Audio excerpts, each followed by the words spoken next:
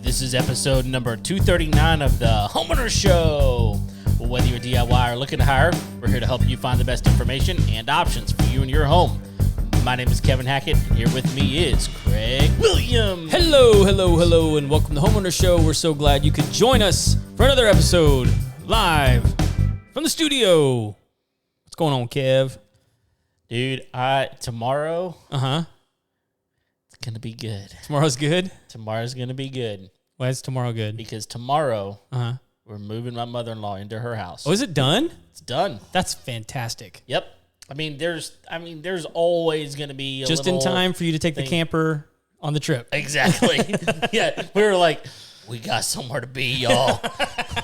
You got to get that woman out of that camper. She ain't coming with us, But no, it's interesting. We'll have to do a whole episode just on kind of walking through some various things, but I mean, there's just like very small little things that have to be done, and then it is finished. Dude, I know that's got to be feeling good.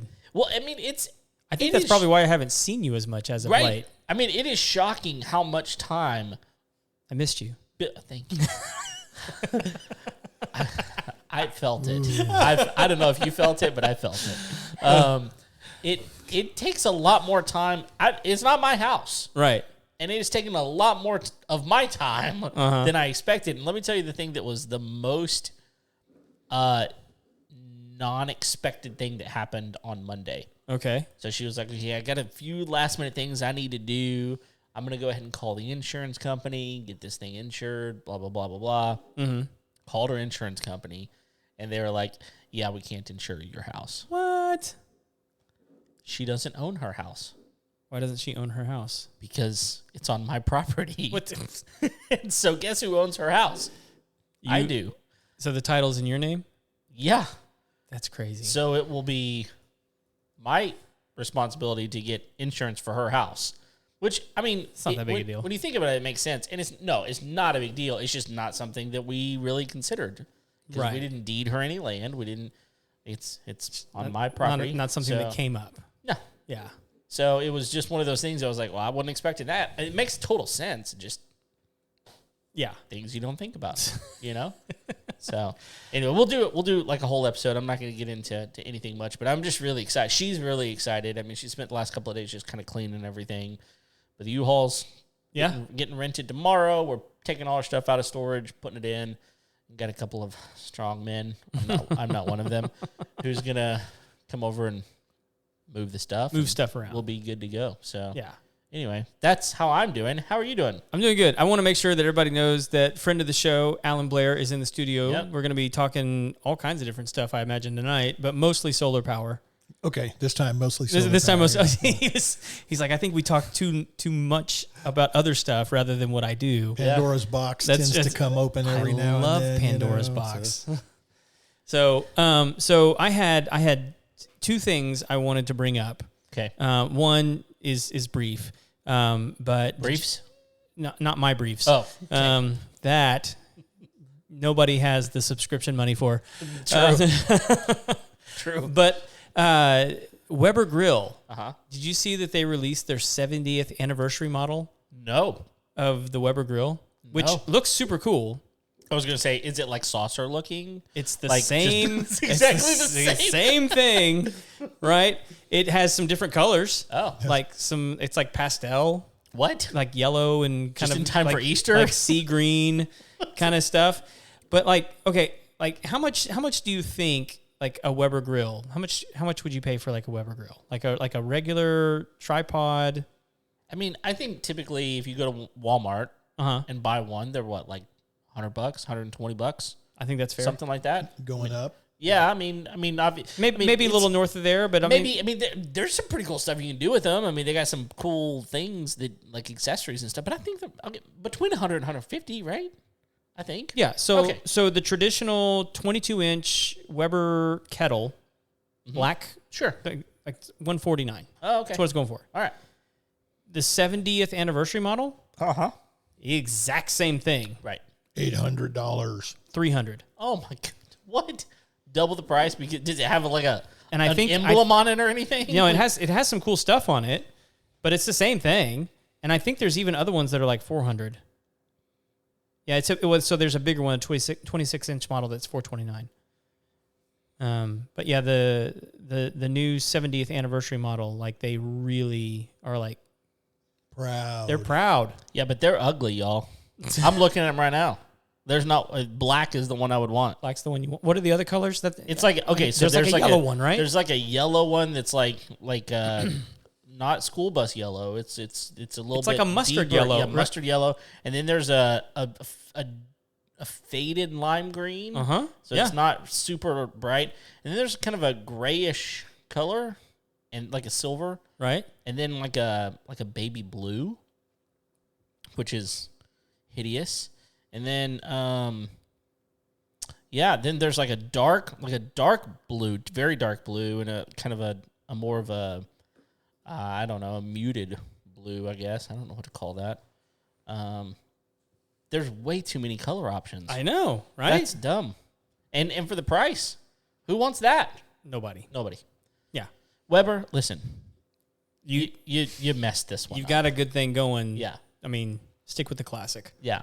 I mean, this isn't the 75th anniversary. It's just the 70th They're anniversary. warming up to it. They're going, look, we're not going to put all the stops in. Uh-huh. This is just going to be our attempt. Right. Yeah. They're going to go, let's screw this up now so that we get it right. Get all our bad. Good idea. Let's get all the bad ideas out now. That's right. I don't know. Maybe it'll work. All right. So speaking of bad ideas, we've had an ongoing feud. You and I. Okay. About the housing market. Yes. Are you still holding firm to your position? Well, the longer we go, I'm cool if you are. I have new information that has come to light that I feel people need to know. People, including me. Yeah. I think the longer we go here, the more we're seeing things plummet. Okay. Which, frankly, is good. Sure. For, like, the some materials. Like raw materials. Like, lumber is finally starting to kind of make a comeback. Like, right. We can buy lumber again. And it's not even where it should be, but it's coming down. Yeah. So, I don't know. Let's go ahead and tell me what I need to know, Greg. Okay. So, there's a couple things you need to know. Okay. One, and Alan and I actually spent a little bit of time talking about this the last time we had a conversation, just about monetary policies and different things that are happening in the government.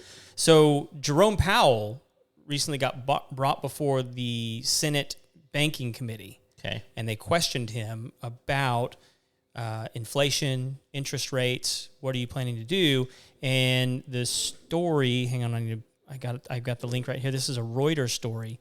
This is the headline from the Reuters story from March 7th, okay? And this was like the day after they interviewed him. It says, Fed's Powell sets the table for higher and possibly faster rate hikes. Oh, my goodness. Right?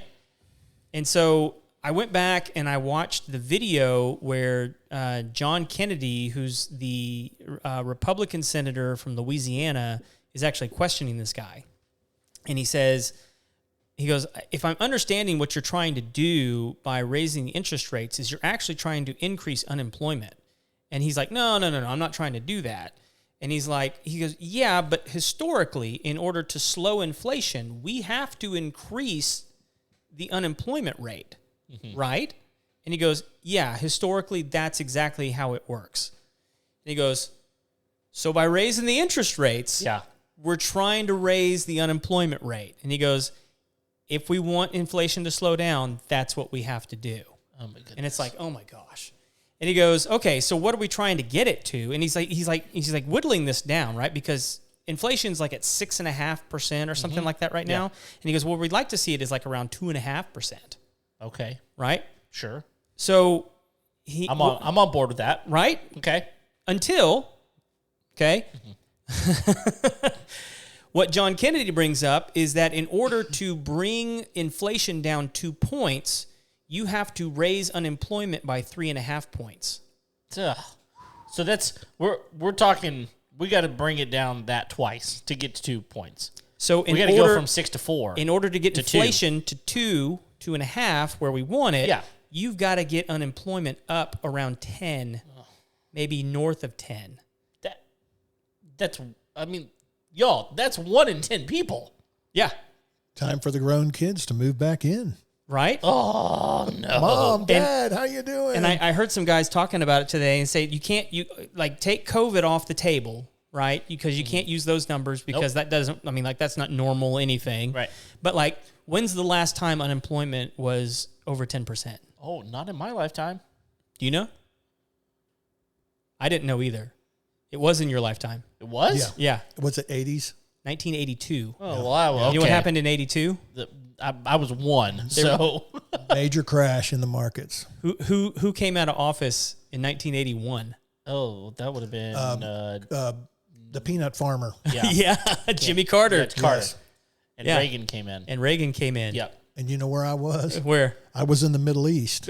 Oh my goodness. Yeah. And they were that's when they had the American hostages in Iran. Oh my gosh. Yeah, we were planning rescue missions, and they were planning to fly kamikaze missions into the ships and into our task group. Real quick, who was planning? The Iranians. Okay, so not us. Not us. No, they were going to fly, kamikaze missions into our carriers and our task group, which is carriers, destroyers, all that good stuff. The group of ships. Yeah, they were planning that, and the great thing was that Reagan was stern, and he said, you will release the hostages or else, and they released them. It worked. It worked. Yeah. It worked. We had a big ice cream social on the ship that night. Nice. But boy, we were gearing up. I bet. I mean, we were unrepping so many bombs. We were going to go in and level that place. Jeez. Wow. Yeah. Bombs I'm and glad you didn't missiles. have to. No Yeah, doubt. I'm kind of glad too, because at the time I know where I would have been. Yeah. Well, for people that don't know, I mean, you were in the Navy, in Special Forces, right? Yep. You got your. I mean, people aren't watching the video; they can't see your hat.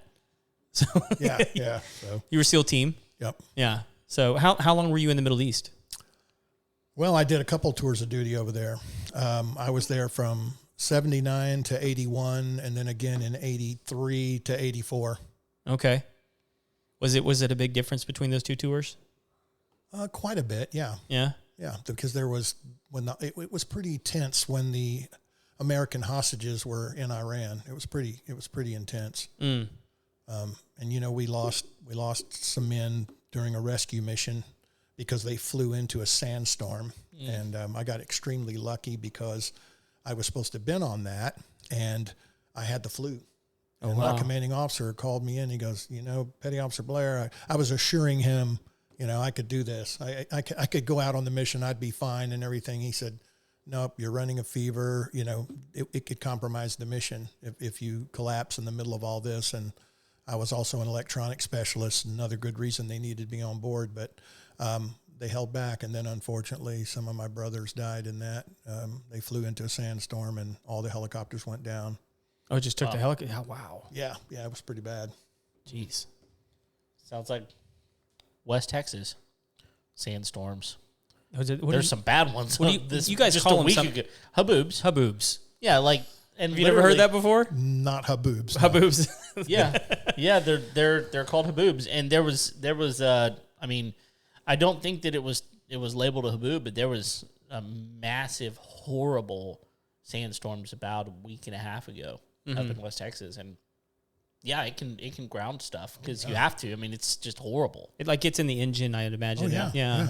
Those intakes suck in enough of that sand, and it's Yeah. all over. Yeah, it's done.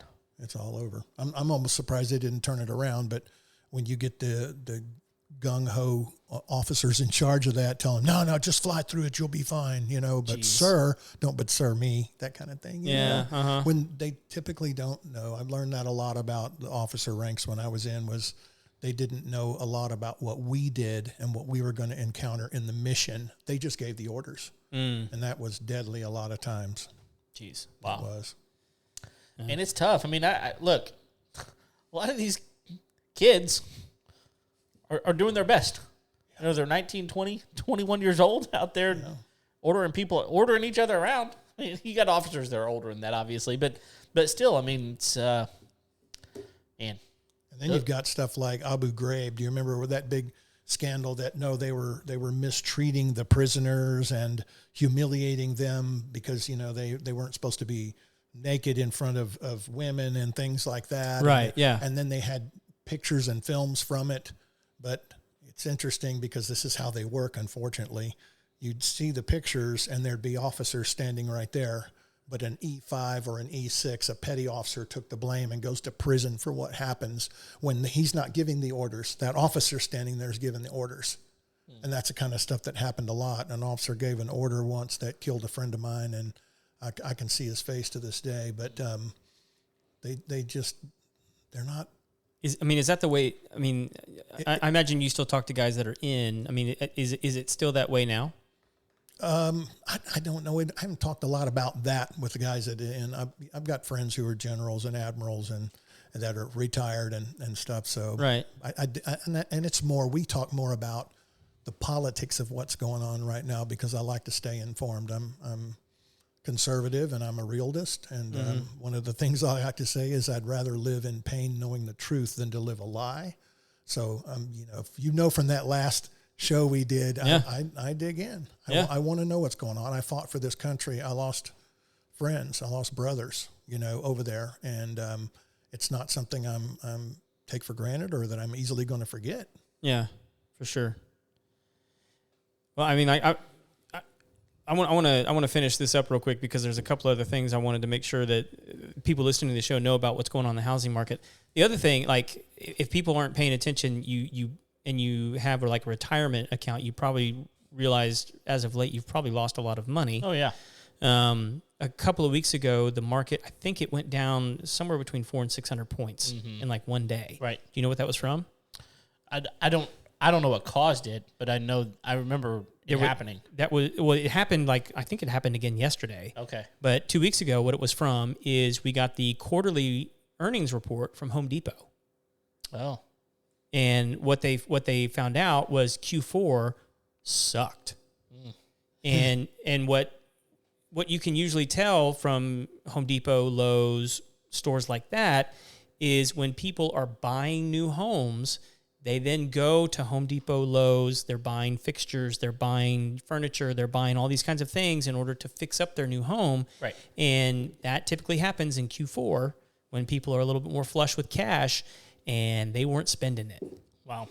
Not only that, since January, and see, this is the thing, man. This is the thing that irritates me is, and I don't want to disparage anybody that's been on this show or talk bad about anybody that's been on this show, because I know that there's people in the real estate business that it's their job to make it sound like everything's going good, but like we're at a 28-year low on mortgage applications. Wow. I mean, that alone should tell you something. Like, it's just like people are not feeling confident in the housing market. And here's what's crazy, man. Like, I still hold to the fact, I mean, a year ago, we sold our house almost to the day. And in April, we closed on it. And then in May, we bought our new house. And I will still tell you it's one of the best decisions we made. Yeah. And we paid 10% over asking, and all that. We got our interest rate at 4.5%. Right. You're looking like a genius right now compared to what other people are having to pay. Exactly. And I know some people that refied their house and are like, no, we dug in, we refied our house at 2.75, and they're looking at me going, man, what a moron. Why would you do that? Why didn't you do what we did? And you're like, go buy one now. Yeah. I mean, well, and for our family, it made sense. We were looking to make a move to buy some more land. We wanted to build a house for my mother-in-law on that land. We wanted to do all of these things. And like to do that right now, people aren't selling their house either because they know that they can't get anything for it. Yeah. Or you're in a position where you have to sell. Right. And you're just going to have to take it in the shorts. Exactly. And so people that were in the type of house that we were looking for, they're going to ride it out because they can. Yeah. It's in a nicer area. It's in a decent neighborhood, all these sorts of things. And so, yeah, because I'm convinced right now because people are like, well, the houses are still listing for what they were. And I was like, yeah, because people are still convinced they can get what they could have gotten a year ago. And it's just not going to happen. Market too. Yeah. I mean, they're sitting there for 30, 60, 90, 120 days.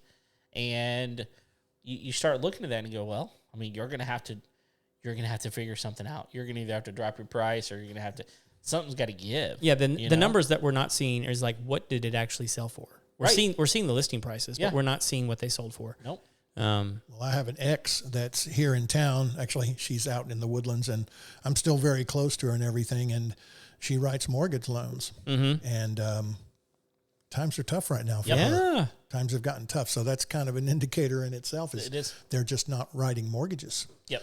And then the few that are out there, everybody's scrapping over who's going to get to give the loan. Yeah. Yep. So, I mean, like it's beginning to look more and more like a buyer's market. Yeah.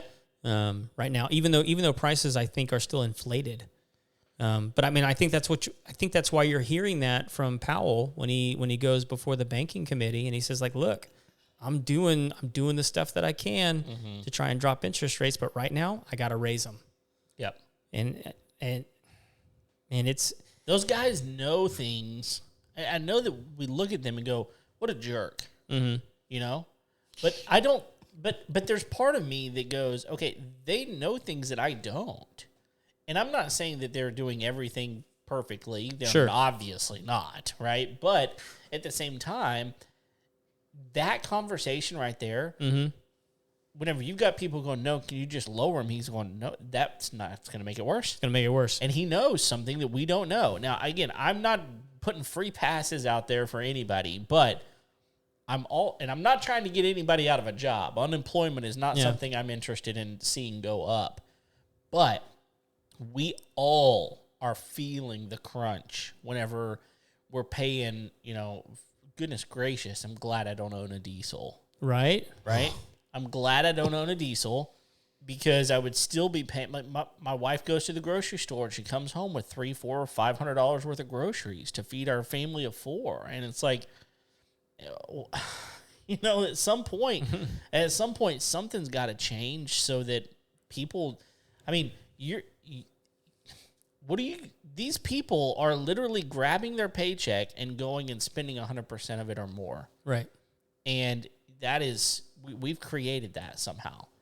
And it's just, something's got to change in order for that to happen. And if it's got to get a little worse in order for it to get a little bit better, I don't like that, but if that's what's got to happen, we may have to just endure it, you know? One guy that I listened to said, and he prefaced it by saying, no one's going to like this.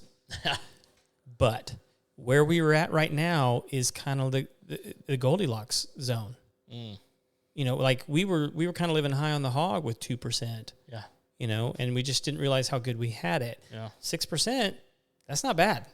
You know, it should have been a lesson to all of us about government and honesty is I can't hardly imagine. I mean, I saw it, but what President Trump achieved in 4 years, we haven't seen any other presidents achieve in the last 40 years.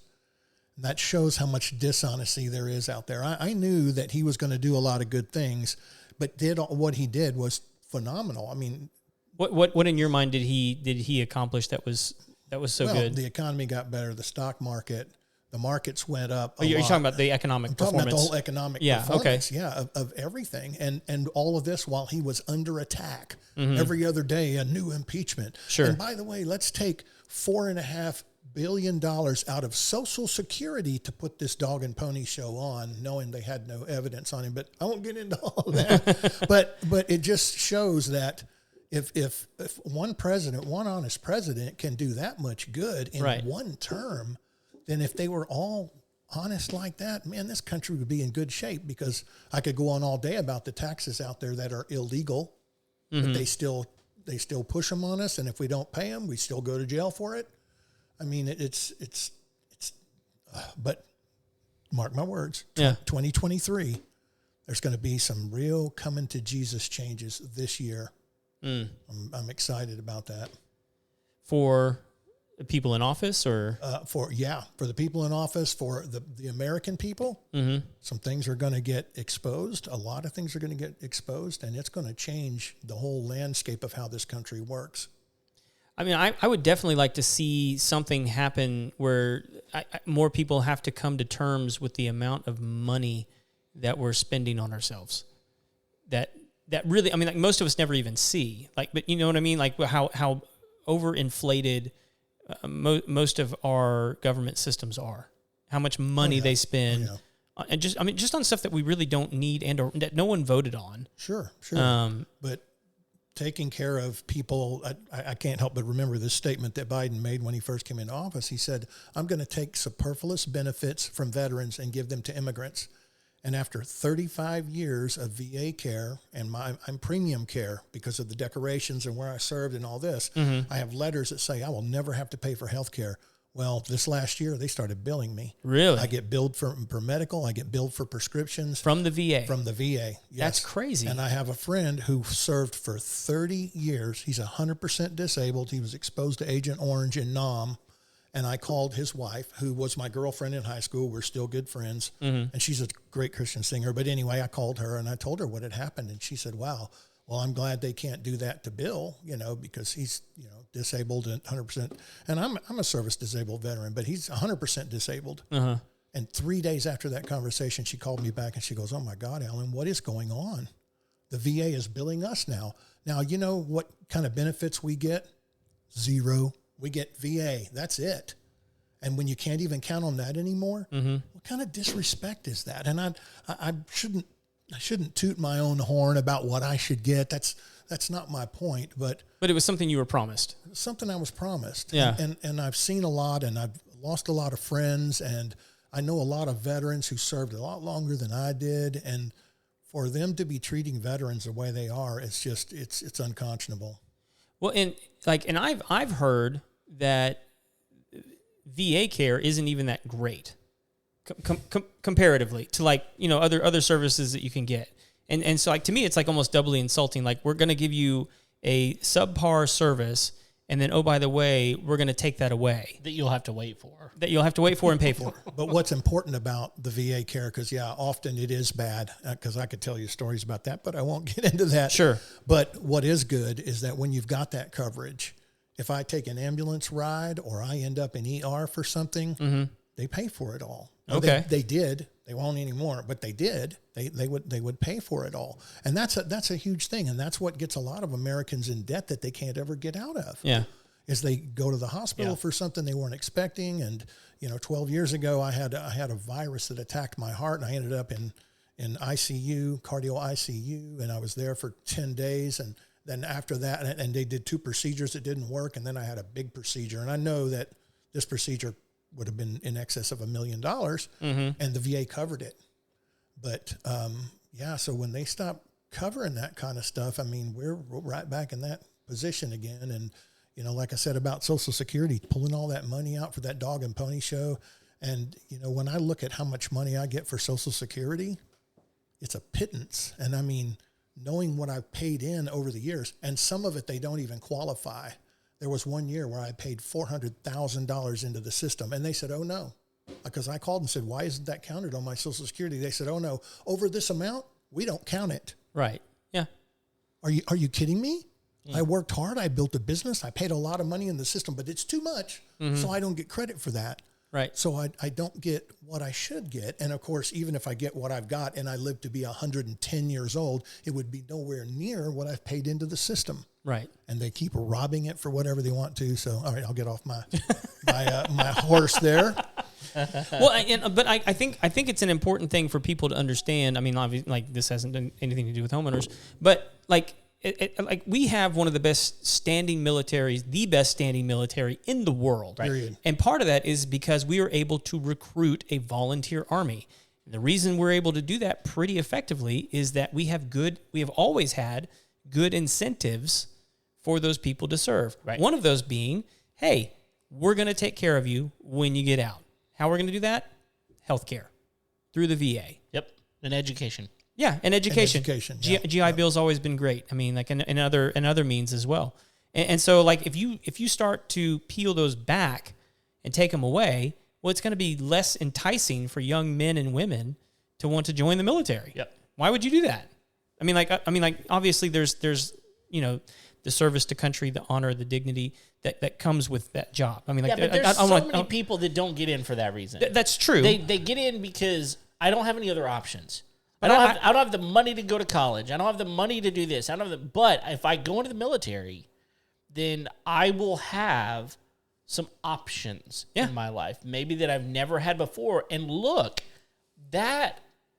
those people have given their lives for us. Yeah. Those people that don't have anything, that the military has says we're going to give them something in return. Mm-hmm. And if they're not going to get that in return, guess what? Now we've got people that are choosing not to go in and still have no options. So now we got more issues, right? And that's why I went in. I went in because at the time my family couldn't afford to send me to college. So I went in so I could get college. God help me, I became this young gung-ho man that really, I was very patriotic. I wanted to serve my country. So, you know, I didn't let anything stop me from serving at the highest level that I could. But, yeah, that was partially why I went in. I knew I wanted to make more out of my life, and I had a better chance of doing it there than I did anywhere else. Yeah. Well, and to circle this back around to homeownerships, one of the benefits that you get by serving in the military is getting VA loans. Absolutely. And, like, if you want to hear me get angry, let me get on my soapbox about VA loans. I agree. Like, I think those things are the biggest ripoff to veterans. I agree. Because it puts, I mean, like, you talk to any veteran that tried to use a VA loan during COVID, when housing prices and housing market was so competitive. Like, no one wanted to sell a house to a veteran because they knew the application for the VA loan was so much more stringent than any other loan on the market. They didn't want to mess with having to go through that meat grinder. But Craig, they're taking care of their people by making sure that the house that they buy is in perfect condition for them to move into. Now, I love the fact that they want to take care of their people by making sure they get a good deal. But whenever that deal costs them the deal, cost every time. Like, I can't tell you the number of times I've watched a veteran lose a home because they can't meet the criteria, and the other people are using more traditional loans, and they can win because they're not making them like paint all the outlets the same color or whatever it is that they're making them do that particular day that tended to irritate them in the application process. Well, and during COVID, whenever you had 30 offers on a house. Yeah, why would I choose one that was going to make me do all of these things to my house before I can get it sold, and the application process is going to take longer, and. Yeah. Well, you're not going to. And then this one's the same price, but none of that. Right. And many veteran services are not what you would think they'd be. And a good example is I'm with USAA. Been with them for many years. In the past, that's been a great company. But when I go to them and ask about a loan, they literally told me, your credit has to be perfect or we will not lend you money. Really? What? Perfect. And that's the word they use, perfect. Is this like for anything, or like because I know they do like car loans, they do home loans. Anything. You got to be 800. You got to really. Yeah. They won't lend you the money if you're not. That's crazy. And I thought, wow, you guys tout that you've got all these great services for veterans. Well, how does this benefit me? Right. You know, so yeah.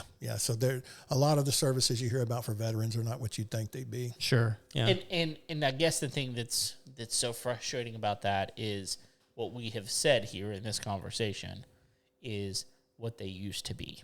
Right. What they used to be. That's the phrase. That's the problem. And it's like, why has that changed? Yeah, why and who changed it? That's it. I think that's what most people want to know is like, I mean, particularly people like you, right? I mean, like, why did this change and who did it to me? Well, I mean, look, we're still having, let's change this up, not for a long time.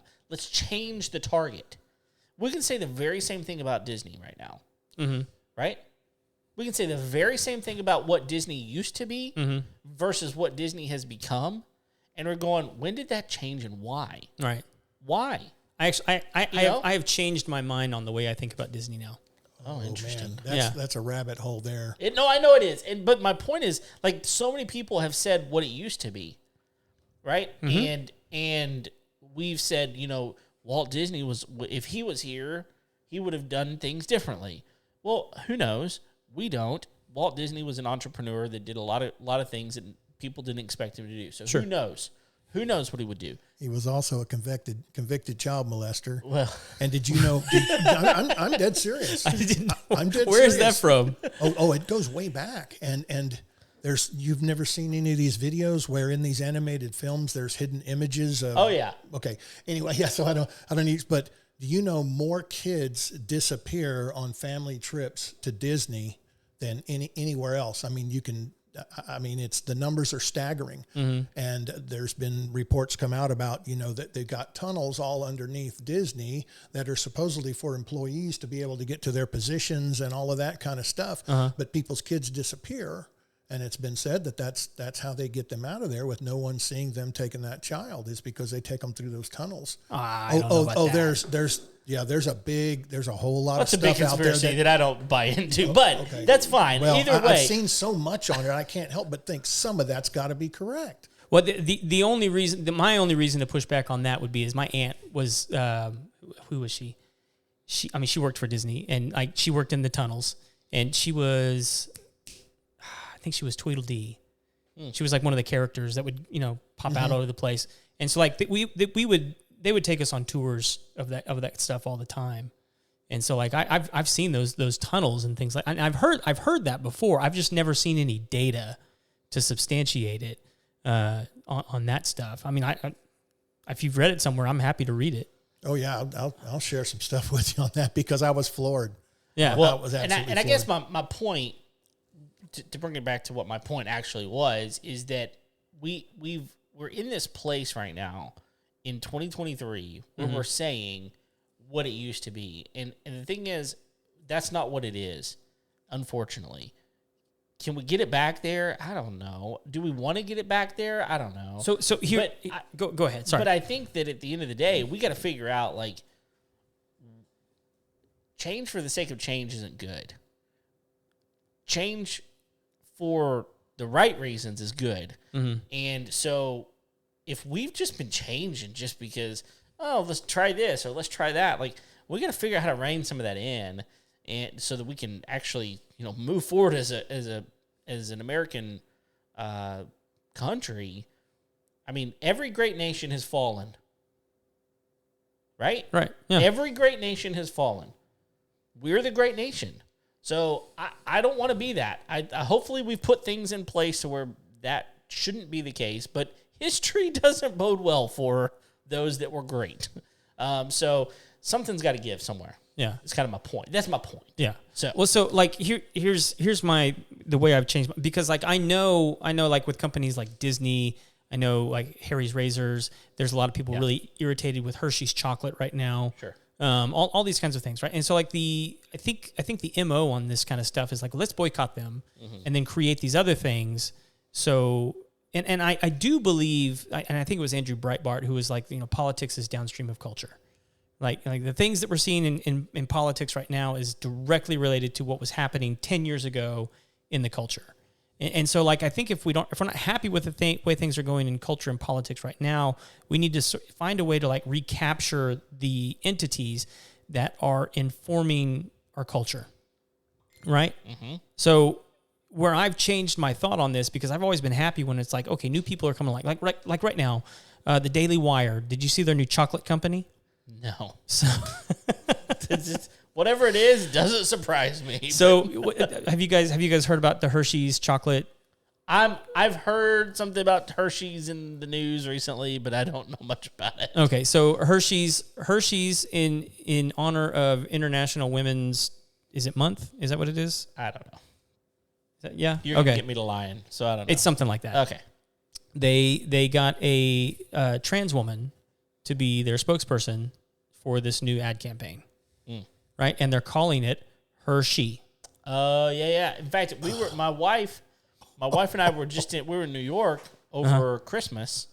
That was they already had stuff out for that. The interns are chuckling at the Hershey. Yeah. Even they're shaking their heads about some of this stuff. That was being promoted back in December even. Right. In the big Hershey store there on Times Square. So in response to that, the Daily Wire has started their new chocolate company. Oh, man. And they have 2 chocolate bars. Okay. Oh, Right. no. Here we go. So, sorry, my daughter's in the room. Cover your ears. The first one is called She Her, which is just pure milk chocolate. Okay. And She backwards, she her. and then the other one's He Him, and it has nuts.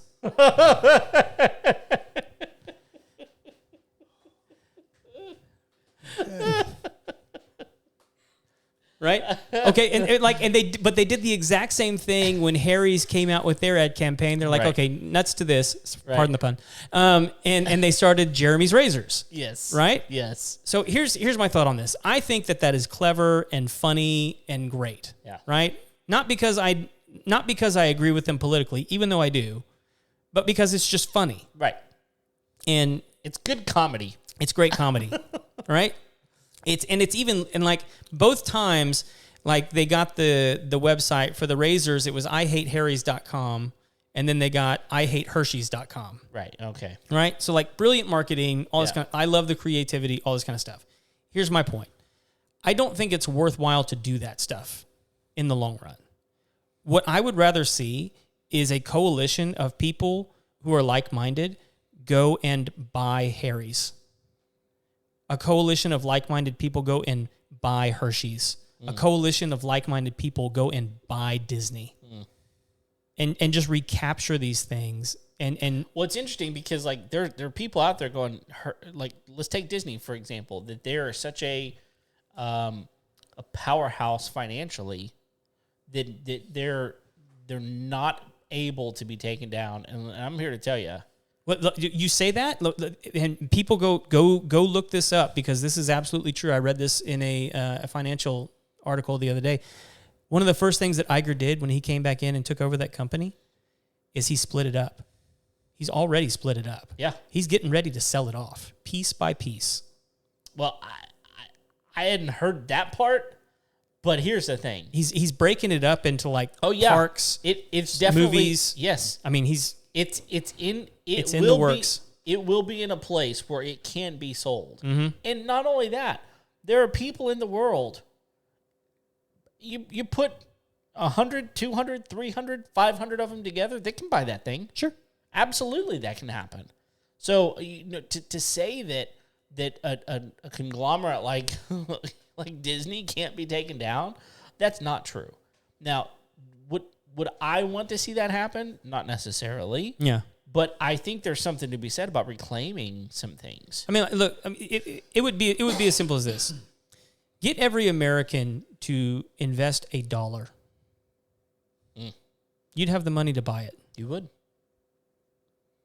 And like if you could make the case convincingly enough, you're like, look, American people, like this is a great American institution and has been in the past. It's worth saving. It's going down the crapper right now, but we can save it. All it takes is $1. Hollywood as a whole is going down. Right. I mean, they're really, and I was working with a guy on a film he wanted to put out here not too long ago, and he was a Hollywood stuntman for many, many years. And boy, when he told me some of the things he did about Hollywood, I was like, wow, well, he got ousted from Hollywood because he wouldn't go along with some of their parties. Right. Because of the things they were doing at these parties. And so, and you can see what they put in their films now. They project in these films, this whole train derailment thing. Yeah. Have you seen White Noise? No, what's that? It's on Netflix. It's a film about a train derailment. I've not watched it. Yeah, it's about a train derailment that happens in Palestine, Ohio, or that's the place where the derailment. Yeah. I mean, and so some of those Everything's people, pretty similar. Some of those people that are affected by that were people that were extras in this film. And after the film comes out, less than a year later, there's a derailment there of toxic materials, just like the movie told. Hasn't there been 2 there now? Well, there's been several around the country since that, actually. But well, there's always train derailments. We're just now hearing like they're being put. Oh, it's become more. It's become something that people are talking about. That's the worst disaster in the history of this country as far as a train derailment because of how toxic the chemicals are. I was going to say this one was that were yeah. And a week before that happened, the CDC changed the specs on what was a tolerable exposure for that vinyl chloride, it was 100 parts per million, and they raised it to 100,000 parts per million. Oh my gosh! 1 week before this train derailment. 1 week. Yeah, there's some things. That's some on. crazy math right there. It is, but. Right, so we are 45 minutes into this thing. No, well, we probably need to just cut it off. Let's make this an episode. We're going. Yeah, and we're let's going do down another episode that actually is we can split it up into two if we want. That's fine. I think we should. Why not? The first one where we get fired, and the next one where we come back with actual. Okay, that's right. Fine. Yeah. I mean, yeah. Well, we're 45 minutes in at this point, so let's make this a thing. So let's. If we haven't mentioned it already, you do solar power. Yes. Right? So you came out and we did a little evaluation on the property to look and see about how much energy we're using, how much we're paying, all this kind of stuff. And like I know you've looked at it briefly. You haven't had a chance to study it. I mean, are we kind of sitting in the middle? Or are we kind of sitting on the high end? Or are we? Well, what I need to go back and do, of course, is analyze your lovely wife printed me up, the information I needed on your power bills and all that. And then what I'll go do is I'll go back and average them and see what you're paying per kilowatt hour. Okay. And then we figure out how many solar panels it would take to make. Now, one of the interesting things about how we do this, there's what's called offset. A lot of companies will do around 100% offset, meaning they sell you a solar panel system that provides 100% of the power that you'll need, approximately. Okay, but we've gotten to where the smart bet is to go 110% offset. I got you. So that you're producing a little bit extra. So anomalies, weather changes, things that might get you a power bill won't get you a power bill this way. And one of the things that I'm sad to say I've run into a lot, I've had a lot of my deals undercut by companies because there are too many car salesmen out there that just want to make a buck. And what they will do is they'll underbid a system. I had a customer up in Wichita Falls, Texas, and I knew what kind of deal I was giving him. There was no way another company could beat it. I knew it. And last minute he called me and he says, "Hey, I found a company to do it cheaper." And I said, "Wow, you did?" Yeah. And I said, "Do you mind if I take a look at that deal?" And of course, they were underselling him. They were going to sell him a system, and that's how it turned out. They sold him a system that was a lesser system. Oh, he ended up getting it. Yeah, and he ended up getting it to save some money because their deal was cheaper than mine, and then he's still getting $200 a month light bills. Yeah, and I've seen that a lot. My neighbor did the same thing, but he didn't know I was in the solar business. I saw them over there surveying the house, and I went over and said, "Oh, are you getting solar?" And he said, "Yeah, we're getting solar." And all. And then when I saw the number of panels they put on the house, I said, "No way." And sure enough, I called him. He goes, "Yeah, we're still getting a power bill." And that kind of stuff is giving the solar business a bad name. And I won't do that to customers. I take pride in being ethical and honest about what I do. And I lose a lot of deals because of that. But you know what? God will give me what I need. Yeah.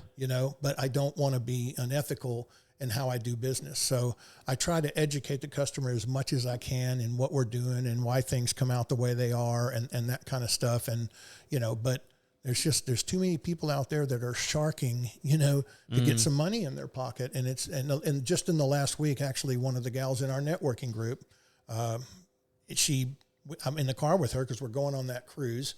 Yeah. And we went down to catch the ship. And I said something about solar, and boy, she just belted out. She goes, "Solar's a scam."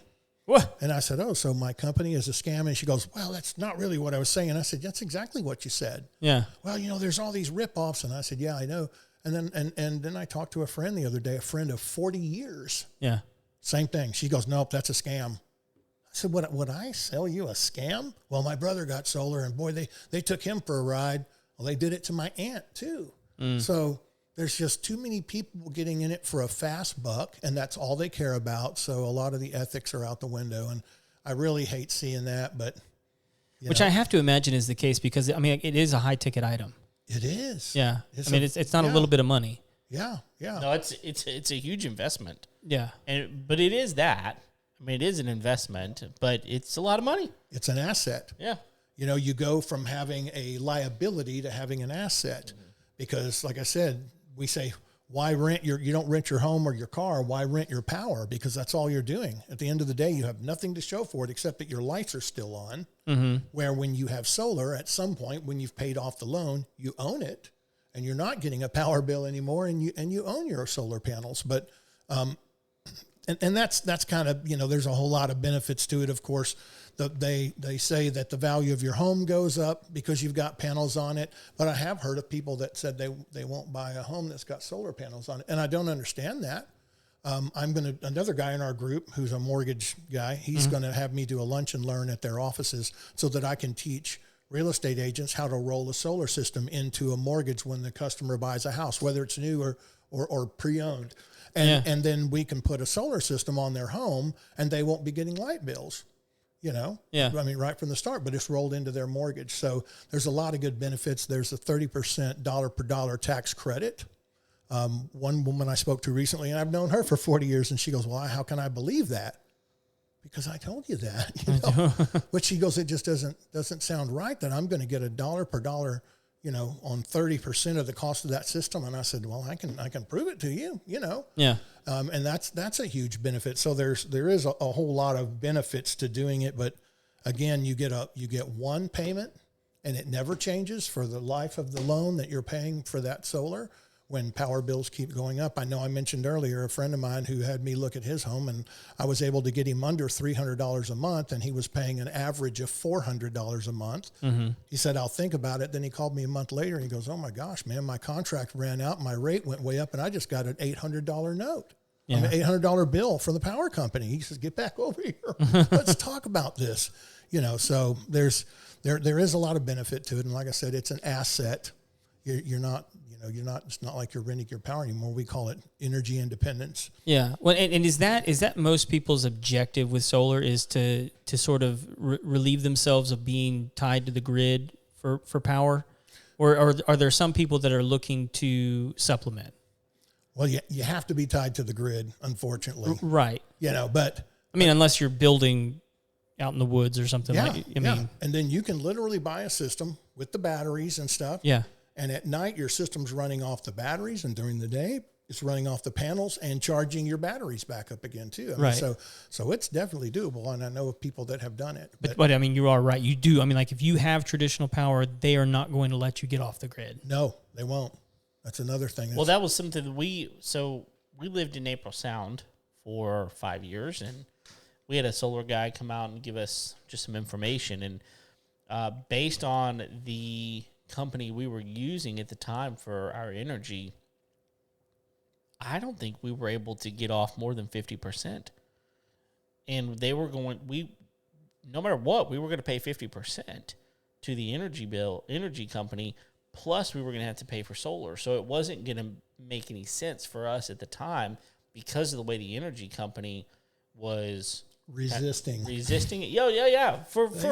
I mean, obviously they're going, look, this is our moneymaker, and we got a sweet deal over here because everybody's got to pay for this from us because we had no options where we were.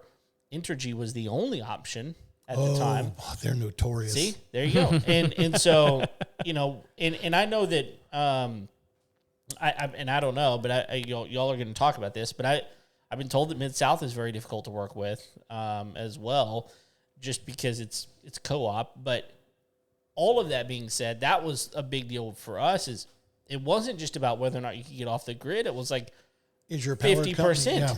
Yeah. Is your power company going to cooperate with your aspirations of having solar? Yep. Power your home, and we're finding that to be an issue more and more now. A lot of companies are, but. We're also lobbying to have laws passed because they're literally stealing from you when you give back power. When you send power back to their grid, they're reselling it to someone else, the excess power that you're sending back to the grid, but they're only letting you break even on the power. A lot of companies are doing that to where, your panels produce extra power that goes back to the grid during the day. And then at night when you're getting your power off the grid, they'll give you enough to take care of that to zero you out when you normally, for the size system you would have a lot of credit come the end of the month. Right. But they don't want to do that. And so it's to me, it's literally theft because they're taking that power and selling it to someone else. I saw an article the other day, Entergy is going to start building solar farms to provide power. And I'm like, now that's pretty hypocritical, isn't it? I mean, I made a post on Facebook and LinkedIn about it, but that's been a problem is some of the companies. And by the way, Mid-South was one of those companies. And recently when we were looking into Mid-South, they now have lightened up on their policies. That's recent. Yeah, very recent. Yeah, like a month ago. Yeah, I was going to say, because that last time I heard, it was still very, very difficult for Mid-South to allow. And again, because it's a little bit different because it's a co-op, so it's a little bit different. But yeah, it's super. I mean, because I don't know if I didn't know. I don't know if everybody fully understands how energy is even produced. Like, how do I get the energy that comes into my house? I don't think most people realize that these companies are using natural gas and these types of things in order to produce the energy. Yep. And burning it's coal. It's one of the reasons that it's get me started on nuclear power. That's so frustrating about that. But then you've got other people who have solar that are literally producing energy for the energy company. Yeah. And they are getting zero credit for.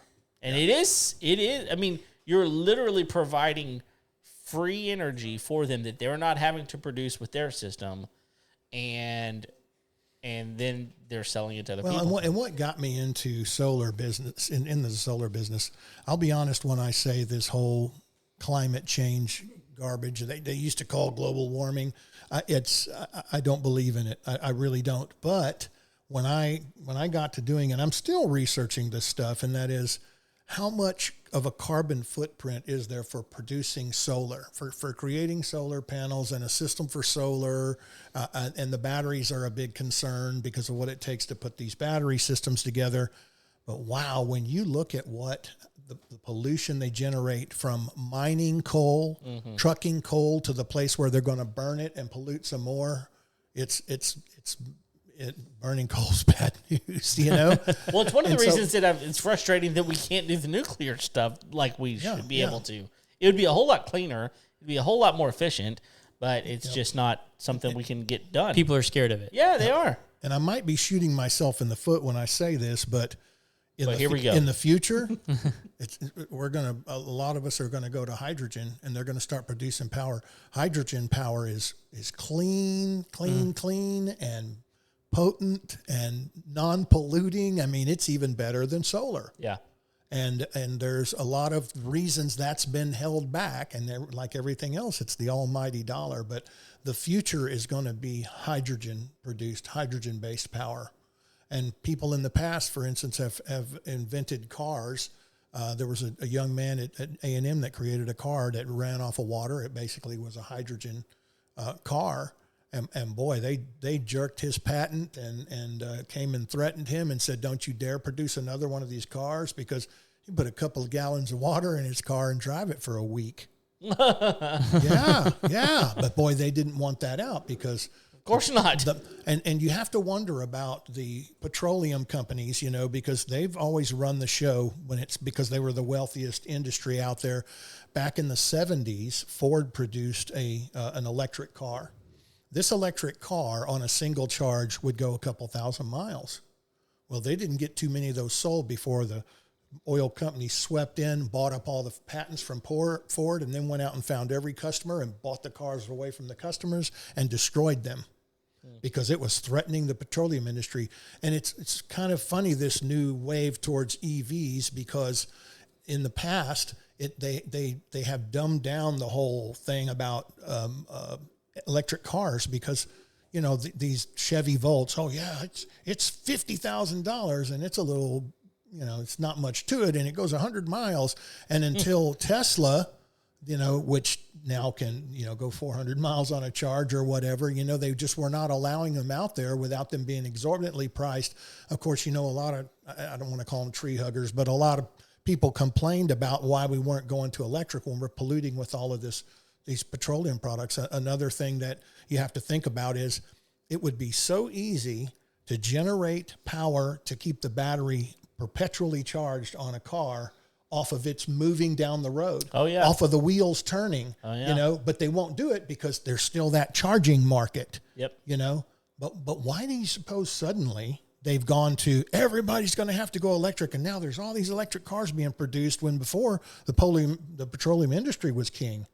Well, because the powers that be decided, look, if we can make everybody drive an electric car, we can control everybody. We can shut their car down at home, and we can shut down their ability to charge it, and they can't go anywhere if we don't want them to. I hate to say that, but that's the truth. Well, at the end of the day, that's going to be a bigger problem in the end because they can't produce batteries forever off of lithium because lithium is not a renewable resource, and we're going to have real problems whenever we run out of lithium and we can't make any more batteries anymore. And they're not safe. No, and you catch can't on dispose fire. of them. Have you seen some of these cars on fire? Sure. And they can't put them out for hours? Yeah.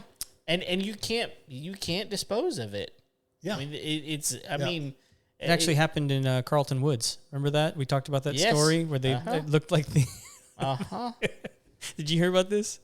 It made national news. It was a Tesla that caught fire, but they found the bodies in the back seat.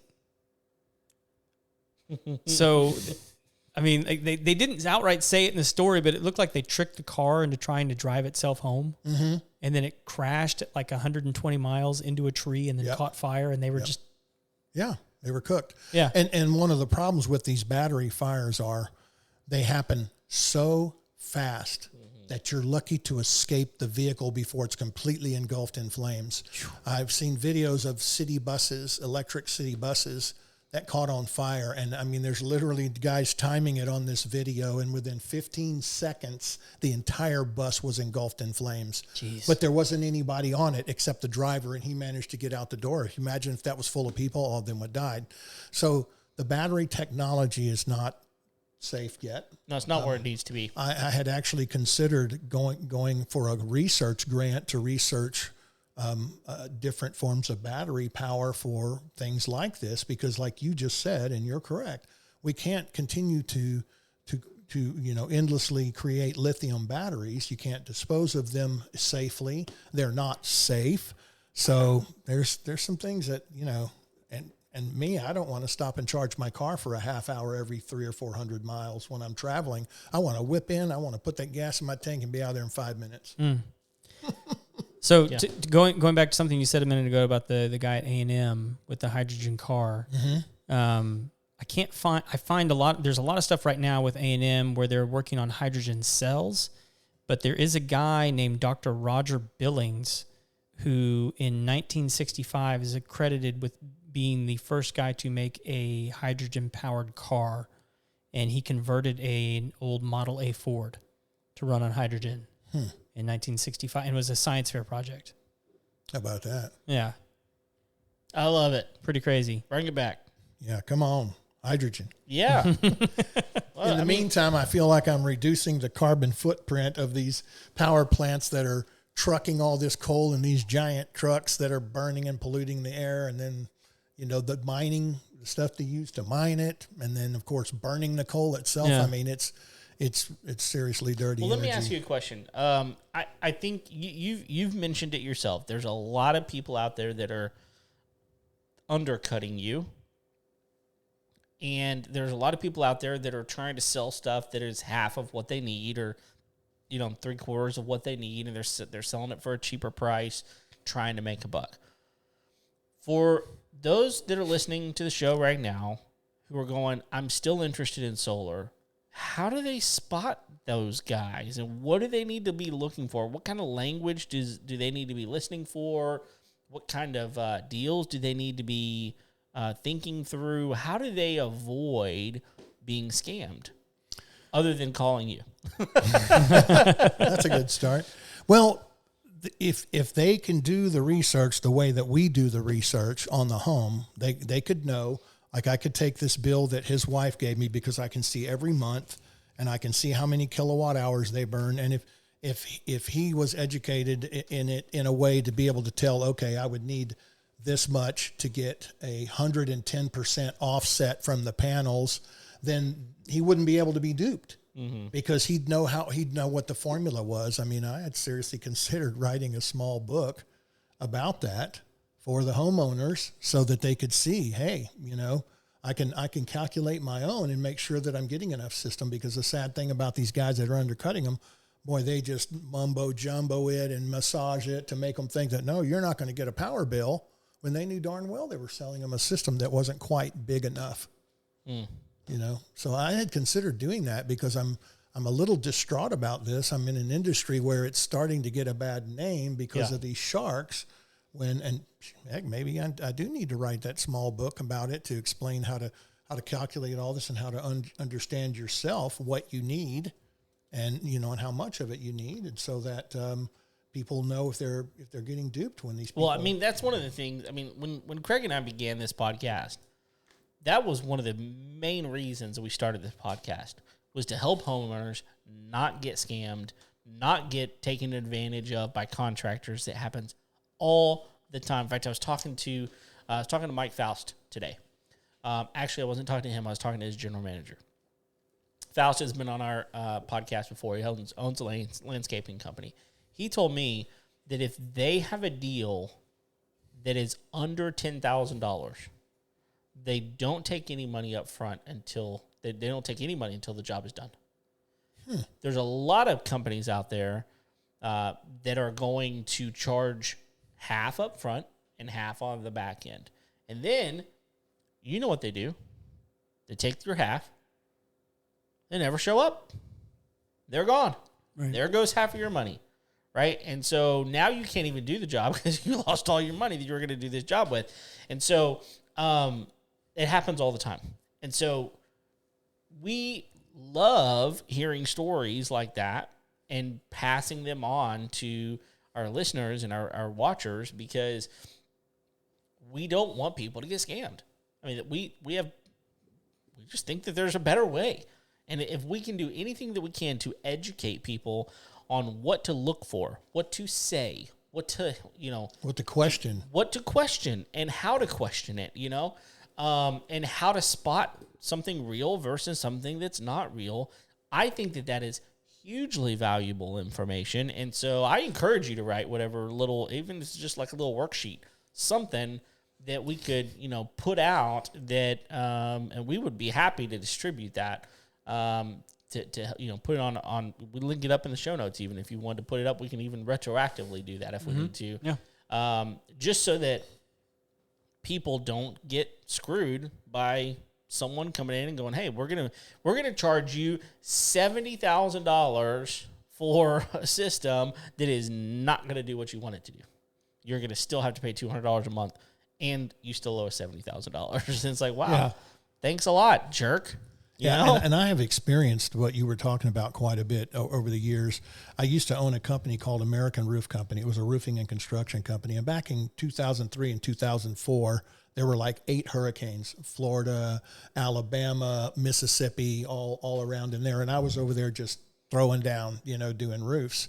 And I kept running across people getting screwed by their insurance companies pretty badly. And I would advise them on how to take care of it. Now, the thing about that situation is, a roofer comes along and they go, well, I only got $800 for repair, and they really need a full roof. Well, that roofer leaves and goes to the next door where he's going to get a deal. Sure. He doesn't stop and try to help the customer. No. And that ended up being a huge bonus for me. My company grew out of control after I started doing those things. But for instance, I went to one woman's house, and that's what she said. I got $800 to do repairs, and I saw her roof, and I said, oh my gosh, you've got to have a new roof.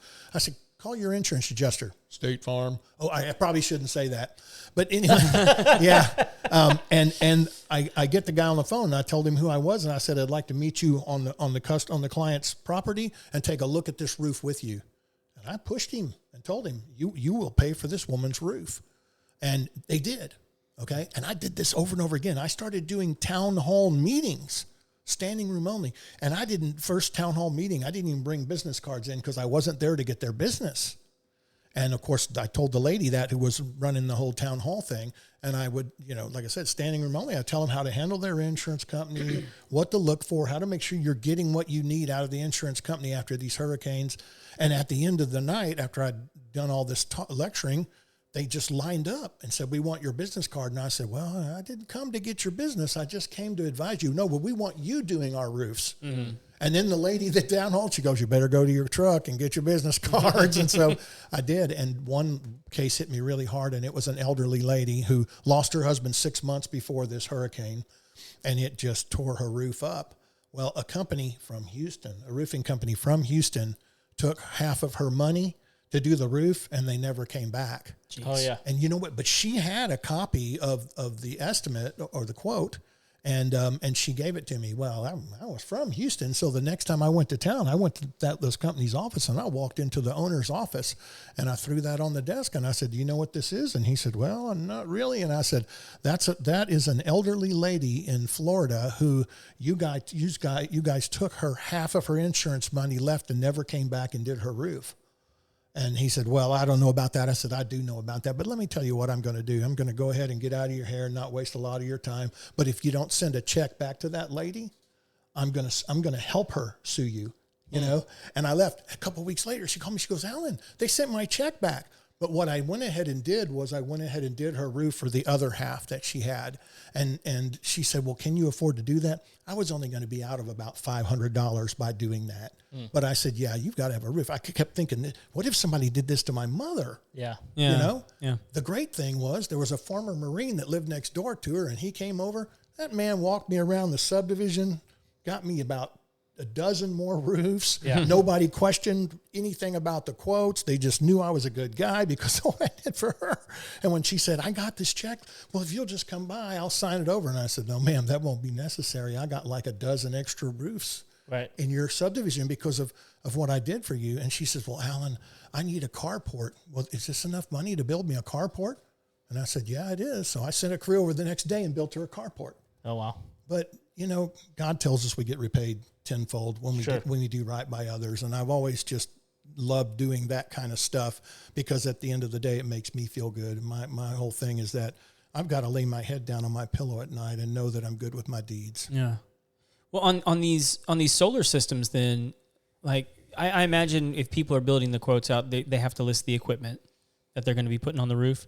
So are there things like micro inverters and panels and batteries and brands and things that people should be weary of? I mean, I don't want to like disparage companies, but like I imagine like there's older technology that people might be trying to like move out of the warehouse.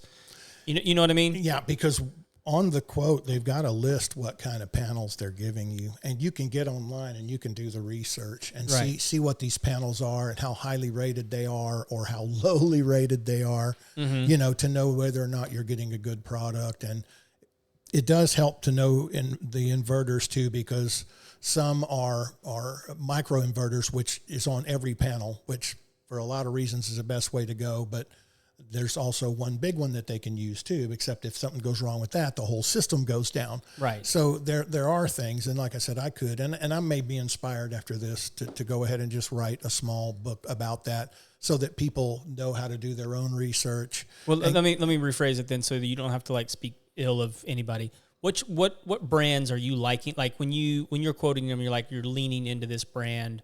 Because I for like you guys, I imagine you can kind of like pick and choose different things. There's all kinds of so brands. like what are you really liking right now as far as like panels and inverters and all that kind of stuff? Well, right now, the companies that do my installations, because I basically contract companies to do my installations. I sell them, I take care of the customer, and these companies come in and do the installations.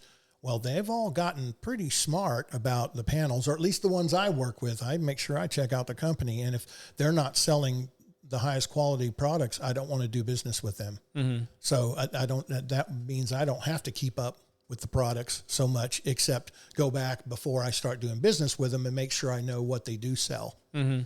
And if it's questionable, I'll do the research on it and go, okay, why are you guys still selling these?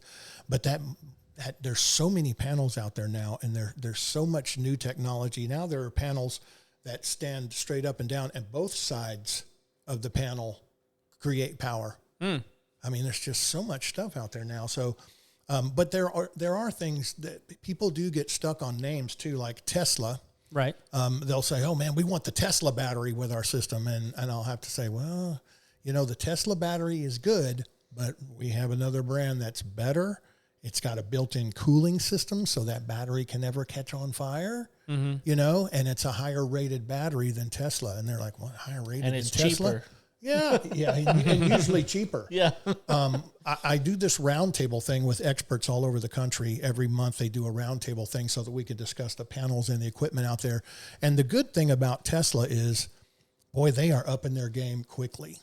And it's a lot of big guys in the industry are now saying, you know, eventually our company is only going to sell Tesla panels and stuff because they're getting better so much faster than everyone else, and they're American made. Right. You know, but the batteries are still a little bit behind a couple of the other batteries, but they said, I think eventually we're all going to be forced into doing business with Tesla, which I'm not sure is a problem. You know, you know, I mean, if it's quality and it's American product, made, yeah. I'm up for it. Yeah. You know, totally. But yeah, a lot of people ask for the name just because they know the name. It's kind of like Bose. I used to actually be in the home theater business, and we used to joke and call them blows. Yeah, no highs, no lows, must be Bose. Oh, but they're so expensive and so they're so expensive and so proprietary. You can't add anything to a Bose system but Bose parts. Right. And there's stuff out there way better that costs a third of what there's. But it's that name. They generate that name, and after a while, that's what that's what people want. So what about these solar shingles? Have you seen these? Yeah, I have, and GAF makes them, right? And they're a roofing shingle company and all that, but they're not very efficient and they won't last that long. So now they're not cost effective because to put them on the house, you'd be paying as much as you would be for solar panels. Really? Yeah. And the good thing about solar panels is over the years they've gotten better and better and better, and there's like a race to make the better solar panels, and they're so rugged. You know, when I was training in solar, I saw these guys installing solar panels and they were walking on them. And I remember thinking, wow, walking on the solar panels? Because they're that tough. They're that resilient. So, and they become a lot more efficient. And what you and I were talking about earlier about batteries was, you know, the life of the batteries and how long they last and everything. And now they're warranting the batteries for 25, 30 years. Which is crazy. I mean, like when I first started looking at this stuff, I think the batteries only had like a 10-year warranty. Oh yeah, but they're warranting them for degradation, meaning if they lose more than 5% of their capacity, they come out and replace them. Oh wow. Yeah. So and what I've seen on most of these systems is you have a pretty thorough monitoring system on them that's giving you that feedback data as to like how your battery's doing, how efficient your solar panels, which panel's producing this amount of energy. Yes. You can get those reports. Yes. And these companies are getting their own apps so that that are attached to the system, so that if a solar panel goes out or half a system goes out, the only way the customer knows is when they get that next power bill. They go, oh no, something's wrong. Right. You know, where the company gets feedback straight from the inverter that tells them, hey, these panels have gone down. And then they notify the customer and set up an appointment to come out and replace the parts and fix it. Yeah. And that's super good. And some... What's the warranty on the panels now look like? It depends. They're 25 to 30 years. Okay. So that's pretty good. Yeah. And they also are warranted for degradation. You know, if the panels start to degrade past a certain point, they come out and replace them. So the warranties are good. Yeah. And I think that's something that people do need to be aware of. I mean, it's not going to be 100% efficient the lifetime of the product. I mean, like it's impossible to expect that from them. And recently I was in a restaurant. This is me doing good again. I heard a woman talking about, we have solar panels on our home, but now all of a sudden we've got a power bill when we didn't have one before. Mm-hmm. And I walked over to a table and I said, here's my card. I'm in the solar business. Give me a call and I'll analyze what's going on and figure out for you why you're getting, you know, a power bill now when you weren't before. Ends up her husband and I went to high school together. And it was just coincidental. And I was in a restaurant in Houston. Yeah. But they have panels on this house that they bought a couple of years ago. It already had the panels on them. But the company that did it went out of business. So they don't have a warranty. And see, that's happening too. So there are companies out there now that just supply warranties, and I'm getting them a warranty for their panels. Okay. Through a company that I do business with, who will send someone out there.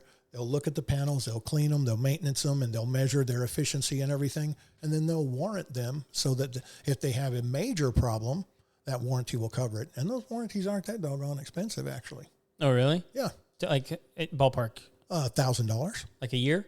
Yeah. That's not bad. Yeah. 1,000 to 1,500, depending on how big your system is. Sure. Yeah. I mean, it's like $120 a month. No, it's not bad at all. Yeah. And then there's companies that are install companies that will warrant the system no matter what. But these are big companies who are Fortune 500 solar companies. I mean, they're in the top. One of them is a 43rd fastest growing company in America. Mm-hmm.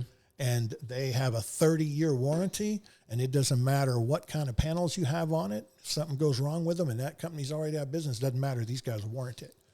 So it's getting pretty good. I like that there's competition out there. I mean, it just makes That's healthy. It's going to be better for the consumer. Yeah. Right. Yep. And For you know, sure. now I'm working on government contracts because of my company being a service-disabled veteran-owned business, and I'm getting all these certifications, and I've already made some connections that could get me some pretty large government deals, which I'm pretty happy about. But it's a lot of work, and it takes a long time to get those deals settled. yeah. And, you know, but it it'll be good for me and my company. For sure. I mean, when it comes to government contracts, you got to have your numbers in order. Oh yeah. So, I mean, like They don't have their numbers in order, but you better have your numbers in order. Isn't that the truth? Anyway, well, I think that solar makes a lot of sense for a lot of people, and at the end of the day, like here's the problem I have with people that just come out and say, well, that's a scam. Here's my problem with that. Most of those people have not had someone over to their house to talk about it. Yeah. And they're not educated in how it Exactly. works. They've probably talked to somebody that's had a bad experience. That's right. That's right. And they might have even had an experience that was poor 10 years ago. Yeah. In 10 years, a lot's changed. A whole lot's changed in 10 years. And again, it's like anything. I think that there are definitely companies out there that are going to scam you. I do believe that. But at the end of the day, you need to do your due diligence. If this is something that you're interested in, call multiple people, have them come out, give you some options, look at it, read the fine print, do all the things that you need to do your due diligence and compare. And I think if you do your homework, you can make sure that you're not getting taken advantage of. Yeah, and my policy on these comments when I hear, oh, no, that's a scam. And my first thing is, what do you know about solar? Mm-hmm. Well, I don't really know anything. I said, no, you really don't know anything about solar. So why is it you're saying that? Well, my brother, the one gal that told me, well, my brother, and boy, he got scammed. And I said, and you know what? I wish you'd have your brother call me. And she said, why? And I said, because he may have some recourse. It's not that doggone complicated once I go and look at his contract and his system and find out who put it in. Yeah. That happened to my aunt. She got scammed big time by this company. And in the end, and it was great. It's good to be a technology consultant because I was literally able to go back and online and find her contract from their company website, just simply using her email address. Wow. Yeah. And then I put that company on notice, and they dropped all the billing and everything else from it. And now they're going to come out and pull those panels off of her house. And then I'm going to put a system on. That makes sense. Yeah. But I don't mind helping people with that kind of stuff. If somebody was done wrong, I tell them, just send them to me. Tell them to call me, and I'll take some time helping them figure out what happened, why it happened, and if it's something that they can fix. Because you usually do have recourse, whether you know it or not. Yeah. Yeah. Great. Well, and one of the other things I know we didn't talk about, I think you briefly mentioned it, was the tax incentives right now. Because like if there's anything good from Biden being in office, it's that the incentives have gotten better for solar. Yeah. He raised the federal tax credit from 26% to 30%. Right. In a time when it was going down. Yeah, Yes. it had been going down. You are They were correct. taking it away rapidly. You are I mean, correct. it was just 2 years ago. I think that you and I were sitting here in the same table going, well, if you don't do it now, it's going to drop 5%, And it's going to continue to drop. Well, they had the schedule. It was going to drop like 2% every year. And now they supposedly have not just raised it, but they're saying that it's going to be around for the next 7 or 8 years. Yeah. So they won't be able to drop it. And it is a good thing because customer recently told me, oh, no, that's got to be crap. How can that be? Because I said it's $1 per dollar tax credit. Mm-hmm. And let's just say you're a 1099. At the end of the year, you've got to pay them taxes. So you can take the value of 30% of that solar system and you can take it dollar per dollar off of what you're going to pay in taxes that year. And if it doesn't totally relinquish all of that, then you've got it for the year after that. I was going to say, it rolls over? It's amortized. Yes, That's it rolls awesome. over. Yeah. So, and I know it sounds almost too good to be true, but it's literally that, and if you paid into the system, if you were W-2 and you paid into the system, they have to send you that money back. Yeah. So that really a lot of people don't know what to do with tax credits because they don't understand them. Yeah. They think they're tax deductions. Yeah, those are two totally different things, because a tax deduction is a percentage of a percentage type of thing, and I don't understand all of it. But what I do know is a tax credit is it's dollar like per dollar. It's like getting your money back. Yeah, I mean, it's like it's like you go buy something and then you get a credit back on it. Yep. You're gonna get money back. Like and it is pretty. It's as if you already paid that amount in there. That's right. Is what it is. Yes. And it's pretty simple, but I still have to tell people I'm not a tax advisor. I'm not a tax person. So you really should call your tax person about this. And, and of course they find out that what I was telling them was correct, but I'm not a tax advisor. I just know that it's really that simple. Mm-hmm. But I tell them, consult your tax attorney. And it could be that their tax person will tell them, yeah, you know what, don't claim it this year because there's this advantage if you do it next year or something. I don't know. But from what I understand, there's some little ways you can even massage that. But you will get 100% credit dollar per dollar for 30% of what the cost of your system is. Well, and like just to make the math simple, and I don't think most solar systems cost $100,000, but let's just say it did. A lot of them do. Some of them do. Let's just to make the math easy. Let's say that it cost $100,000. Well, then the federal government's going to say, like, look, you paid $30,000 to the government already just by buying that system. Yep. So now you have $30,000 applied to what you would be paying in taxes. And so if your tax burden is less than $30,000, so let's say that your tax burden is $20,000 for the year of 2023. You got $10,000 more next year. Yeah, you can either roll that $10,000 or you can get $10,000 back. Yep. And some of these companies, these finance companies, are getting pretty smooth with these solar systems, and there's ways that they can literally take it out of the cost of the system when you buy the system. Wow. That's pretty amazing. And some of them do things like incentives. Now, most people will get a no money down deal. If you have I think they said a 625 or higher rating. Yeah, that's not even great. I know that's not even great, and you will get 100%, financing, and some of them, because one of my friends decided to do this, and that was they will give him 6 months of not paying any part of that loan for 6 months, and then there's another one that was 18 months. Oh my goodness, no payments. Wow, on the loan. Now that money's coming out of somewhere, but still, if things are tight and you're trying to make home improvements or who knows what else, then hey man, to get deferred 18 months on paying any kind of bill for your power, that's pretty sweet. Heck yeah. Yeah. Well, man, anything else we hadn't talked about yet? That you want to make sure we cover? Well, there are different kinds of ways to buy. There's cash. There's people out there that'll go, okay, yeah, $75,000. I'll just pay cash, and they pay cash. Or there's a loan. There are leases too. Oh. I just won't do leases, and I'll tell you why. Man, they massage numbers and move them around. The next thing you know, 8 months into it or something, they're getting a higher bill. Or better still, when you're leasing, you don't own the panels. Right. But they will give you the option at some point to buy it out. But who's got the extra money to do that? I just always advise against doing a lease. I just don't. Is the appeal of the lease that they'll switch the equipment out if it's faulty or? Oh yeah, it's got a great warranty and everything too, but you don't own it. You might as well just keep paying your darn power company. Well, except it's going to go up. But yeah, I tell them don't do a lease. Do a loan or pay cash if you can, but Do a loan, don't do a lease, because there's too many little things that can go wrong with that lease that can cost you more money than you were expected to pay. And I literally won't put my customers on a lease. Okay, cool. Awesome. Well, listen, thanks for coming. It's been good.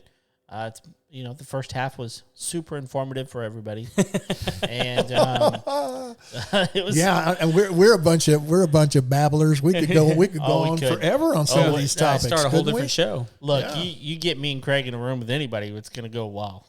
We're talkers too, so it is. And you know what, you guys meld together well. Well, thanks. No, you really do. Well, the first time I watched one of your podcasts with you two guys, I was like, wow, these guys know how to bounce it off each other and work together on it. Not to mention, you know how to be humorous with each other and jab a little back and forth to make it fun banter, right? Yeah. You guys are good like that. And that I saw that last podcast that you did with George, and I got something out of that, and I was telling him the other night at the network meeting, if y'all haven't seen his podcast on this, and all of you are talking about how to get higher ratings with Google, then you need to go back and watch this podcast. Yeah. And your wife looked at me and she smiled. And I was like, yeah. But it was a great and informative show. Yeah. Good. Yeah. Well, that's the point. That's the whole point. Inform people. Because we're stupid and we can't. Well, that's right. We got to bring other people on to how to do it. Guess I better get to work writing that book. That's right. Okay, you already promised now if I write that book for people on how to we'll put it out. You guys can put it out, and then they. Well, you brought the book tonight. We didn't even get to mention that. I mean, hold that up there. Yeah. There you go. We got it in there. We can see it. Race to Win. Because you used to be. Yeah, I used to be a national champion racing super bikes, and wow. Yeah. And all you got to do is win a couple of championships. The young guys want to know how you did it. Yeah. And so you were faster than the other people. That's how you did it. Yeah. Yeah. I mean, I don't know why they want to know that information. It was super easy. I told them in like 3 seconds how to do it. It takes some cojones, but if you just use some duct tape. Him. Yeah. That's right. If you just use some duct tape to tape them down to the tank good so they don't bounce around, you're fine. Yeah, you're good. You're fine. Oh, sorry. No. Yeah, and boy, looking back at that, I think, boy, look at the risks I took doing that. Dude. Oh man, woo. Well, you were on SEAL team, dude. Oh man, but you know what? You are not risk averse. I had 19 lives. I had one accident at the races, and I was in about 145 mile an hour sweeper turn with my knee on the ground. The front tire blew out on the bike, and I didn't panic because I know what to do. I'd been racing a long time by then. I knew to roll over on my back and try to kick the motorcycle away so that I didn't get tangled up in it. The problem was second and third place got what we call fixation, and that's where they look at you crashing and they automatically run you over. Ooh. Yeah, so I got ran over by two guys, and then after that, my motorcycle that was flipping and bouncing ended up landing on me, and Jeez. I got to ride in a helicopter that day because I thought my neck was broken, and luckily it was not. But I was so beat up, I couldn't come back to racing for a year. I mean, it was not nice. But what you told me earlier, how old were you when you won your last championship? 48. Which is unheard of, right? Pretty much unheard of. Wow. Yeah. Well, most guys are done by 35. Some a lot earlier than that. I mean, that's considered kind of, extreme. Well, they say if you get knocked off, it's like riding a bike. Just get back on. Yeah. Yeah. And how many guys do you know that's crashed over 150 more than once? Yeah. God loves me for some doggone reason. I don't know. Man, I don't know. It's either that or you're just entertaining. Yeah. Yeah. But there was something about it. I mean, oh my gosh, the adrenaline, and the way we go through those really fast turns, like I said, you got your knee on the ground, but you're literally sliding the tires. You're pushing the tires all the way out to the edge of the track because you know just how to calculate it, but that's how you get the most speed out of your turn and the fast exit speeds and things like that. I mean, when you really get to where you know how to do it, it's pretty extreme, but it's really cool. And there's no feeling in the world to me like winning a national race, coming in front of the crowd on the front straight, standing up on the pegs and wheeling by about 130 miles an hour while they're all cheering you on and everything. I mean, that was like, wow, that was incredible. I just loved it. So you had to write a book about it. Yeah. I think I would have read 2 books about it. That what is is awesome. What is different about this book than other books? This is not a go fast book. Everybody writes books on how to go fast. Here's how you go the fastest through the turn and all that. But you really get that experience on the racetrack. Right. You get a lot of track time and you start figuring it all out. I mean, there's some little things to know. No, this is everything else. This is how to organize, how to buy the right safety equipment, how to understand and support your race organization, how to keep your bikes reliable. I mean, there's just, and like I said, 30% of it is health and fitness and diet and hydration and all of that kind of stuff, because it's a very grueling sport done in 100-degree heat wearing a leather suit. So I wrote all the aspects of that they weren't putting in any of the other books. Mm-hmm. But it's helpful. Awesome. Thank you for bringing it in. I'm excited to check it out. Well, listen, it's been good. We appreciate you coming, and I'm sure we'll do it again at some point. But thank you to everyone who's stuck with us at this point. We thank you for downloading the episode, for finding us on YouTube. If you haven't been finding us on YouTube, you're not looking. We're there. Yep. Also Instagram, all the places. So go look for us. We're glad you're here. We're here every Tuesday on the podcast. Until next time, we'll see you later. See ya.